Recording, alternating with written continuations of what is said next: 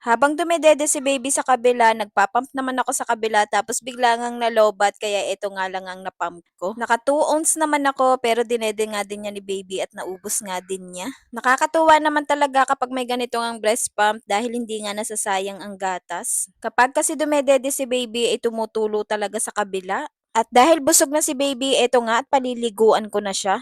Mas maganda nga kapag paliliguan si baby ay busog siya para nga hindi siya umiyak habang pinapaliguan. Eto nga at balik na naman ako dito sa lamesa kung saan ko nga siya pinapaliguan dati nung bago pa nga lang akong panganak. Nung nakakagalaw na kasi ako ng maayos ay sa lapag ko na nga siya pinapaliguan dahil nahihirapan nga ako dito sa lamesa. At kapag sa lapag ko nga siya pinapaliguan ay medyo naka-squat nga ako sa pag-upo at iyon hindi ko nga napapansin na meron na palang butas yung tahi ko. Hindi ko nga napapansin na bumuka na pala yung tahi ko pero hindi naman ganun kalaki at maliit nga lang pero delikado pa din yon kaya kailangan talaga iingatan. Kaya ito balik na naman ako sa umpisa at ingat na nga ulit ako dahil baka mamaya ay lumaki nga yun. Napansin nga din ng kumari ko na yung pag-upo ko nga sa pagpapaligo kay baby dapat daw hindi nga ako umuupo ng ganon dahil baka nga daw bumuka yung tahi ko. Tapos yun nga nung nilinisan ko nga kagabi ay napansin ko nga yung maliit na butas. Kaya pala nung last na naglinis nga ako ay may bahid nga ng dugo dun sa gasa. Kaya ito talaga ang hirap sa ating mga CS, matagal talaga gumaling ng sugat natin. Yung magaling na nga siya sa labas pero sa loob ay sariwa pa nga at delikado pa. Kaya kahit nahihirapan na nga ako sa binder ay hindi talaga ako nagtatanggal at palagi ko ngang sinusuot. May nagtanong nga pala sa akin kung paano ko ba daw pinapaliguan si baby. Una ko ngang ginagawa kapag pinapaliguan ko si baby ay pinupunasan ko nga muna ng basang bulak ang kanyang mata. Pagkatapos nun, pupunasan ko na nga din ang kanyang mukha at bulak pa nga din ang gamit ko. Pagkatapos ay sinusunod ko na nga ang kanyang ulo at pinanghuhuli ko nga yung katawan. Busog na busog nga si baby dyan kaya ayan habang pinapaliguan ko ay naglungad pa nga. Pagkatapos naman ang ulo ay sinusunod ko naman yung katawan niya at ang ginagamit ko nga na pampuna sa kanya ay baby wipes. Bago ko nga ipuna sa kanya ang baby wipes ay binabasa ko nga muna sa maligamgam na tubig.